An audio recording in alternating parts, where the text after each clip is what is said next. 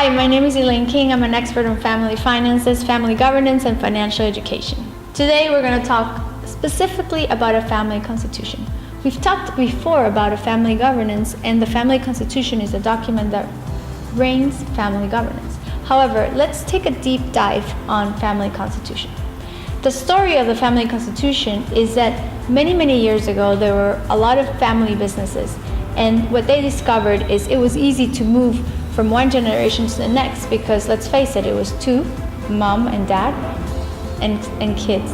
But when the kids had kids, now you were moving the business from 2 to 5 to now 16. And that makes it a little hard to govern and to manage.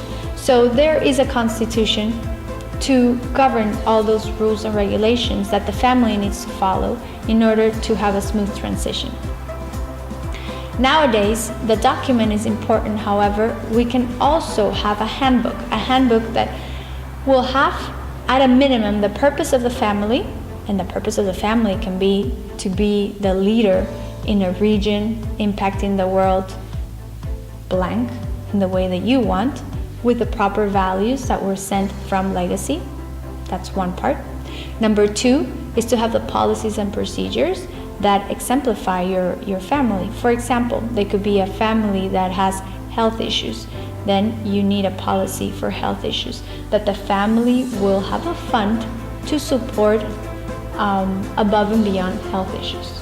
That's an example. Or if it's a family that has shared assets, then a policy to govern that shared assets, who uses it, when it is used, and how is it going to be disposed.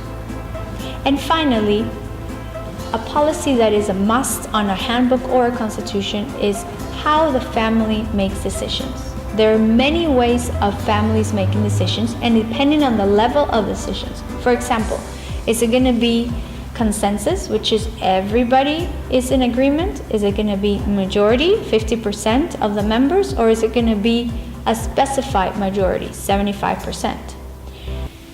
Once you decide that, then you need to categorize what kind of decisions you're going to be making. Is it the sale of the business? Is it going on vacation? Is it hiring a new person? To do that, you need an external facilitator, and I can help you facilitate that.